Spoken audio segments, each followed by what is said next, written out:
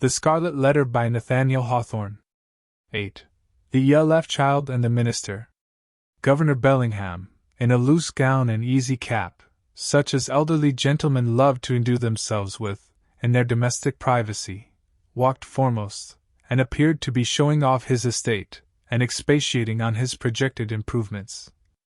The wide circumference of an elaborate ruff, beneath his grey beard, in the antiquated fashion of King James's reign, caused his head to look not a little like that of John the Baptist in a charger.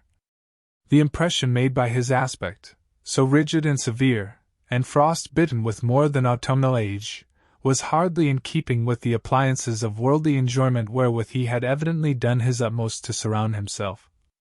But it is an error to suppose that our great forefathers, though accustomed to speak and think of human existence as a state merely of trial and warfare, and though unfeignedly prepared to sacrifice goods and life at the behest of duty, made it a matter of conscience to reject such means of comfort, or even luxury, as lay fairly within their grasp.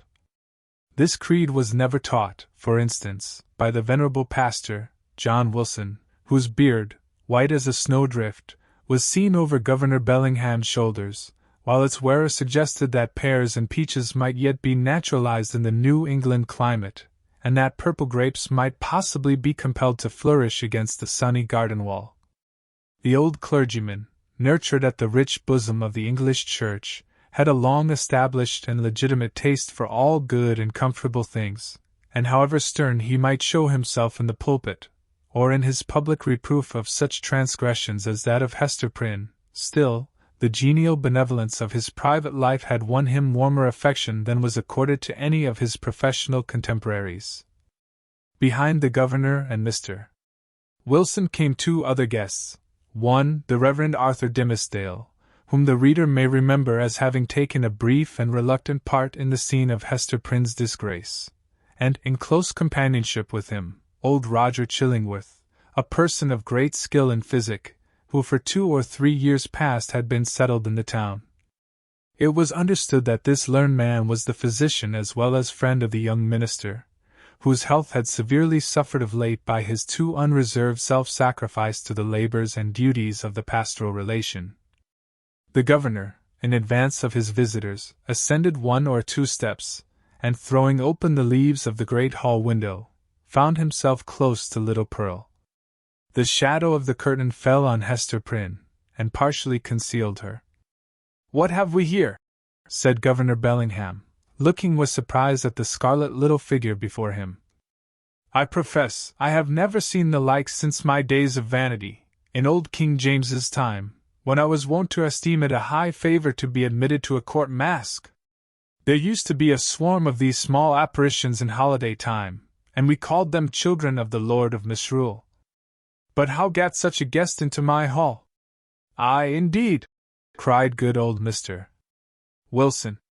"What little bird of scarlet plumage may this be?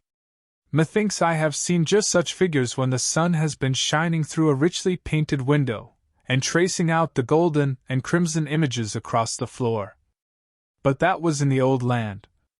Prithee, young one, who art thou, and what has ailed thy mother to bedizen thee in this strange fashion? Art thou a Christian child, ha? Dost know thy catechism? Or art thou one of those naughty elves or fairies whom we thought to have left behind us, with other relics of papistry, in merry old England?" "I am mother's child," answered the scarlet vision. "And my name is Pearl." "Pearl, ruby, rather, or coral, or red rose, at the very least, judging from thy hue," responded the old minister, putting forth his hand in a vain attempt to pat little Pearl on the cheek. "But where is this mother of thine? Ah, I see," he added, and turning to Governor Bellingham, whispered, "This is the self-same child of whom we have held speech together, and behold here the unhappy woman, Hester Prynne, her mother." "Sayest thou so?" cried the governor. "Nay, we might have judged that such a child's mother must needs be a scarlet woman, and a worthy type of her of Babylon. But she comes at a good time, and we will look into this matter forthwith." Governor Bellingham stepped through the window into the hall, followed by his 3 guests. "Hester Prynne," said he, fixing his naturally stern regard on the wearer of the scarlet letter. There hath been much question concerning thee of late. The point hath been weightily discussed, whether we, that are of authority and influence, do well discharge our consciences by trusting an immortal soul, such as there is in yonder child, to the guidance of one who hath stumbled and fallen amid the pitfalls of this world. Speak thou, the child's own mother. Were it not, thinkest thou, for thy little N's temporal and eternal welfare that she be taken out of thy charge, and clad soberly, and disciplined strictly, and instructed in the truths of heaven and earth? What canst thou do for the child in this kind? I can teach my little Pearl what I have learned from this, answered Hester Prynne, laying her finger on the red token. Woman, it is thy badge of shame, replied the stern magistrate. It is because of the stain which that letter indicates that we would transfer thy child to other hands. Nevertheless, said the mother calmly, though growing more pale, this badge hath taught me, it daily teaches me, it is teaching me at this moment, lessons whereof my child may be the wiser and better, albeit they can profit nothing to myself. We will judge warily, said Bellingham, and look well what we are about to do. Good Master Wilson, I pray you, examine this Pearl, since that is her name, and see whether she hath had such Christian nurture as befits a child of her age. The old minister seated himself in an armchair and made an effort to draw Pearl betwixt his knees. But the child, unaccustomed to the touch or familiarity of any but her mother, escaped through the open window, and stood on the upper step, looking like a wild tropical bird of rich plumage, ready to take flight into the upper air. Mr. Wilson, not a little astonished at this outbreak, for he was a grandfatherly sort of personage, and usually a vast favorite with children, essayed, however, to proceed with the examination. Pearl, said he, with great solemnity, thou must take heed to instruction that so, in due season, thou mayest wear in thy bosom the pearl of great price. Canst thou tell me, my child, who made thee? Now Pearl knew well enough who made her, for Hester Prynne, the daughter of a pious home, very soon after her talk with the child about her heavenly Father, had begun to inform her of those truths which the human spirit, at whatever stage of immaturity, imbibes with such eager interest. Pearl, therefore, so large were the attainments of her 3 years' lifetime, could have borne a fair examination in the New England Primer, or the first column of the Westminster Catechisms, although unacquainted with the outward form of either of those celebrated works. But that perversity, which all children have more or less of, and of which little Pearl had a tenfold portion, now, at the most inopportune moment, took thorough possession of her, and closed her lips, or impelled her to speak words amiss. After putting her finger in her mouth, with many ungracious refusals to answer good Mr. Wilson's question, the child finally announced that she had not been made at all, but had been plucked by her mother off the bush of wild roses that grew by the prison door. This fantasy was probably suggested by the near proximity of the governor's red roses, as Pearl stood outside of the window, together with her recollection of the prison rosebush, which she had passed in coming hither. Old Roger Chillingworth, with a smile on his face, whispered something in the young clergyman's ear. Hester Prynne looked at the man of skill, and even then, with her fate hanging in the balance, was startled to perceive what a change had come over his features, how much uglier they were, how his dark complexion seemed to have grown duskier, and his figure more misshapen, since the days when she had familiarly known him. She met his eyes for an instant, but was immediately constrained to give all her attention to the scene now going forward. "This is awful," cried the governor, slowly recovering from the astonishment into which Pearl's response had thrown him. "Here is a child of 3 years old, and she cannot tell who made her. Without question, she is equally in the dark as to her soul, its present depravity, and future destiny. Methinks, gentlemen, we need inquire no further." Hester caught hold of Pearl, and drew her forcibly into her arms, confronting the old Puritan magistrate with almost a fierce expression. Alone in the world, cast off by it, and with this sole treasure to keep her heart alive, she felt that she possessed indefeasible rights against the world, and was ready to defend them to the death. "God gave me the child," cried she. "He gave her in requital of all things else which He had taken from me. She is my happiness, she is my torture, none the less. Pearl keeps me here in life. Pearl punishes me, too. See ye not, she is the scarlet letter, only capable of being loved, and so endowed with a millionfold the power of retribution for my sin? You shall not take her. I will die first." "My poor woman," said the not unkind old minister, "the child shall be well cared for, far better than thou canst do for it."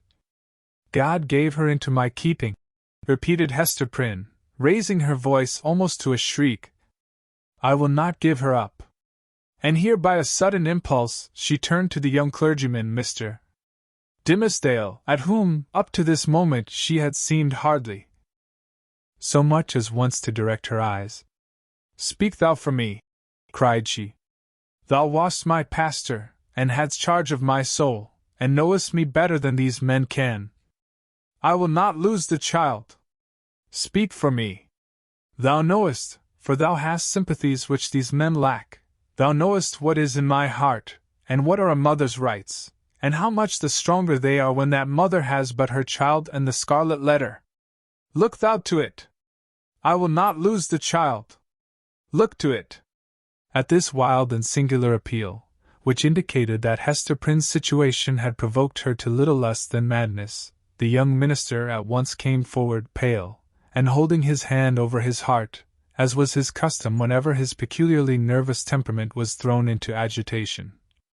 He looked now more careworn and emaciated than as we described him at the scene of Hester's public ignominy, and whether it were his failing health, or whatever the cause might be, his large dark eyes had a world of pain in their troubled and melancholy depth.